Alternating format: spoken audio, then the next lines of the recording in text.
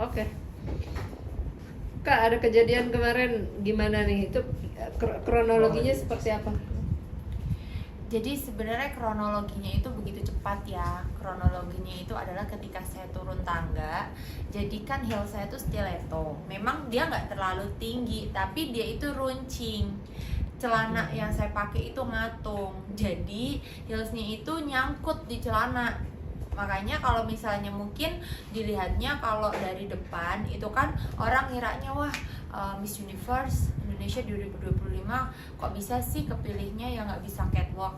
Bukannya nggak bisa jalan, kalau nggak bisa jalan saya nggak mungkin dari atas itu pasti udah jatuh gitu. Jadi memang ada kejadian itu si esidennya itu adalah si heelsnya itu tuh nyangkut di celana, itu kelihatan banget dari atas dan itu emang berasa, dan ada bekas di celananya itu kayak benang ketarik gitu, jadi celananya itu agak gimana ya, ngerapet gitu loh, kayak kalau misalnya baju benangnya ketarik gitu. Itu memang posisi curam ya tangganya ya? Cukup curam karena satu tapakan tangga gini itu sekitar 25 cm dan itu kali 14 anak tangga, 14 atau 15-an anak tangga. Dan itu kan bisa dilihat tangga yang ada di PI itu kan bentuknya memang enggak landai tapi agak naik gitu ya. Berundaknya naik gitu. Jadi cukup curam. Tapi sebenarnya sih memang pas JR pun nggak ada kejadian. Tapi ya memang hari apes nggak ada yang tahu. Reaksi yang ada di situ gimana Kak? Semua pada shock, semua pada jadi yang tegang gitu kan. Tapi habis itu mereka langsung meluk saya, terutama untuk sesama finalis itu luar biasa sekali. Sisterhoodnya itu berasa banget. Terus semua tim wardrobe, make up, terus national director, Kak Kelly, Kak Bimo, Kak Ari Untung, itu semuanya Kak Ari Untung sih Aritu Nggak apa-apa, bisa diedit. National Director, Kak Kelly, terus Kak Bimo, Kak Ari Tulang, semuanya itu pada baik banget sih, langsung nyamperin saya, langsung ayo oke gitu, nyemangatin semuanya. Kak Kirana Larasati juga yang pertama langsung ngemegang saya, mana ya sakit ya Allah gitu. Itu pengalaman pertama berarti nih? Pengalaman pertama banget karena kan saya itu dulu ikut di dunia pageant-pageantan dan catwalk itu pas saya masih umur sekitar 16-17 tahun ya. Saya udah nggak pernah lagi runway, apalagi untuk menaiki tangga seperti ini. Jadi memang benar-benar pengalaman pertama jatuh di stage itu baru ini, cukup bikin shock juga. Mentalnya agak naik turun juga gitu. Jadi ini emang pengalaman pertama. Sempat nangis atau tetap tegar? Nangis sih pasti ya, tegar itu kan karena kita harus mau gimana pun itu harus berjalan ya.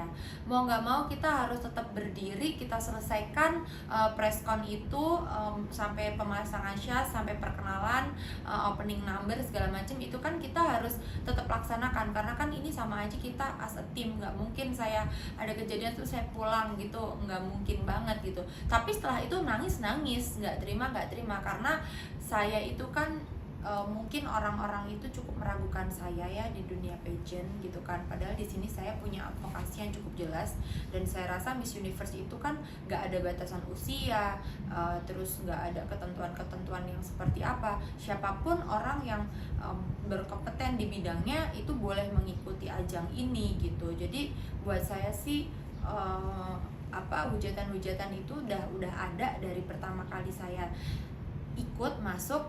Nah yang bikin nangis tuh saya bakalan dikatain apa lagi nih sama pageant lovers yang gak suka sama saya gitu. Tapi cukup dibuktikan dengan lolos di 16 besar ya? Ya, alhamdulillah sekali diberikan kesempatan oleh seluruh tim dan jajaran Miss Universe Indonesia 2025 untuk masuk ke dalam top 16. Itu udah luar biasa sekali sih. Pembelajaran yang paling berharga apa yang bisa kamu ambil dari momen kali ini? Pembelajaran berharga adalah kalau Kak Bimo bilang jangan takabur.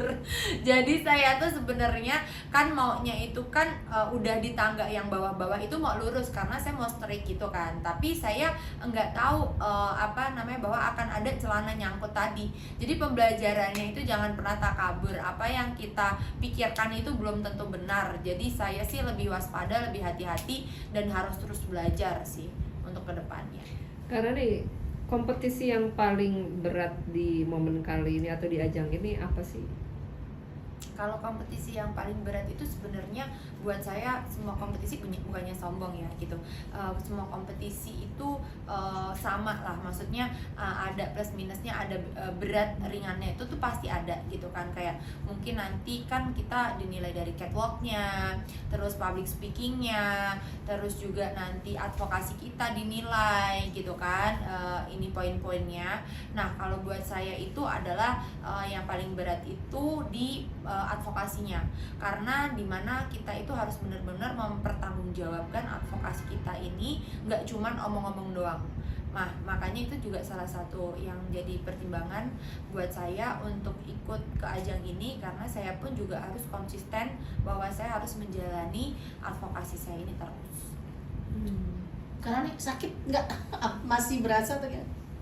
Kalau sakit itu lebih ke sakit hati ya, karena banyak sekali yang hujat di sosial media itu, luar biasa hujatannya. Saya cuman pengen ngomongnya gini, kalau saya yang jatuh kan dinotis seluruh Indonesia, kalau kalian yang jatuh gimana? Yang pada ngetawain saya. Kalau sakit banget, karena itu saya hajar. Saya waktu jatuh itu saya nggak hajar, nggak titik tumpunya di ankle. Jadi saya itu pengennya ngehantamnya itu yang di area belakang gitu kan, yang di area pinggul ini gitu, tapi nggak tepat, jadi itu agak turun di bawah sini, di paha atas sini. Jadi itu memar. Pas setelah itu pas saya buka itu benjol gitu, benjol ya seginilah, benjol segini gitu, dan itu warnanya merah kehitaman gitu. Terus tapi alhamdulillah pas di PCO kemarin nggak ada apa-apa. Cuman efeknya adalah sekarang ketika saya napak kaki, itu bagian telapak kaki itu sakit, yang di bagian sininya itu, telapakannya itu agak sakit kalau buat napak, karena ada uratnya yang ketarik dari atas. Pihak pageant sendiri gimana? Kalau Tanggung jawabannya atau gimana? Kalau ini kan insiden pribadi ya. Jadi memang ini jadi tanggung jawab, konsekuensi saya pribadi gitu, karena kesalahannya kan pure murni kesalahan saya pribadi. Kalau dari pihak pageantnya itu cukup support, dan Kak Kelly juga sangat mensemangati saya sampai bilang you did it like a true queen kalau kata Kak Kelly. Jadi supportnya sangat luar biasa. Tapi kalau tanggung jawab saya pribadi, karena saya kesalahan ini kesalahan pribadi saya. Sempat kepikiran nggak sih dalam hidup akan terjatuh? Enggak, saya nggak pernah ada berpikiran sama sekali. Saya sampai tanya gini, kenapa sih ya Allah harus saya tuh masuk ke pageant udah dihujat habis-habisan ya gitu. Padahal kan orang itu kan nggak tahu ya saya tuh sebenarnya seperti apa gitu. Saya udah dihujat, setiap apapun yang saya kerjakan dihujat gitu kan. Terus kenapa harus saya ini yang jatuh lagi? Kenapa saya gitu? Kok kayaknya saya itu jadi makanan buat haters pageant lovers yang nggak suka sama saya gitu. Nggak pernah kepikiran sama sekali kejadian ini. Tapi itu justru mungkin membesarkan hati kamu, atau justru kamu makin tambah kuat dengan adanya mereka? Yes, ini adalah tantangan besar untuk saya, di mana saya ingin membuktikan kepada mereka bahwa saya layak. Mungkin selama ini saya tidak terlihat, tapi dengan ini saya akan membuktikan bahwa saya terlihat kok, saya worth it di sini, saya layak untuk dipertimbangkan di ajang ini. Target terbesar kamu untuk ikut ajang ini apa sih sebenarnya? Goalsnya pengen menang kah, atau justru pengen cari momen penting lainnya dengan melalui lintas ini gitu? Sebenarnya kalau untuk ikut ajang ini itu buat saya it's not about the crown gitu kan, bukan tentang mahkota, tapi tentang advokasi saya yang makin banyak dipahami dan juga makin banyak didengar oleh orang. Karena saya membawa dua advokasi, yaitu ada di animal welfare dan juga pendidikan anak. Dua-duanya itu adalah sesuatu yang sangat harus dipertimbangkan di Indonesia. Makin saya itu bisa menyebarluaskan informasi ini, makin banyak lagi hewan yang terselamatkan, makin banyak lagi anak-anak yang didengar. Jadi saya di sini selain saya itu mempunyai tujuan untuk advokasi saya didengar, saya juga ingin membangun relasi saya bersama dengan finalis lain yang mungkin mereka pun juga hebat orang-orang hebat gitu yang bisa bersama-sama menyuarakan advokasi saya, dan saya pun bisa memperkenalkan advokasi saya kepada mereka. Sebagai penambah platform untuk perjuanganmu selanjutnya kali ya. Betul. Ada lagi? Apa hujatan yang paling berasa sih? Menyakitkan. Nih ya, ada yang bikin meme gitu tentang jalan saya. Katanya gimana ya, karena gini, pada saat itu untuk saya bisa berdiri lagi itu saya tuh harus menguatkan, membesarkan hati saya itu dalam hitungan 1, 2, 3 berdiri gitu loh. Itu saya nggak bisa kontrol bahu saya, kan kalau kita catwalk kan sebenarnya bahunya saya nggak bisa kontrol lagi muka saya nggak bisa kontrol cara jalan saya tidak bisa kontrol bahu saya udah tidak memikirkan itu. Yang saya pikirkan adalah bagaimana saya kuat berdiri. Hujatan paling berat itu buat saya itu adalah saya itu dibilang catwalk mabok walk, terus udah gitu dibilang katanya labrak walk. Terus saya dibilang katanya mbaknya nantangin banget sih, mukanya biasa berantem. Terus saya dibilang katanya simpenannya siapa ini kok bisa sampai dia sampai sini gitu. Terus saya pernah dibilang gini, mbak Jawa kayak gini pantesnya nggak ikut pageant, tapi pantesnya ngemong anak di rumah. Ada masalah apa dengan mbak Jawa seperti saya gitu loh? Apakah tidak pantas atau tidak boleh mbak Jawa seperti saya itu ikut gitu? Terus katanya terlalu boncel untuk ikutan ajang seperti ini gitu.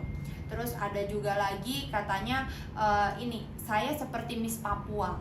Ada masalah apa dengan Miss Papua gitu loh? Bukannya memang ini warna kulit asli kita ya gitu. Jadi hujatan-hujatan seperti itu. Oh iya, terus ada di DM saya dibayar berapa lo bisa sampai 15 besar ngalahin yang lain-lain gitu. Itu tapi berkat haters itu sih saya bisa berdiri sampai sekarang. Cukup. Sekali pura-pura lagi ngeliatin ini handphone, apa namanya, Videonya. ya.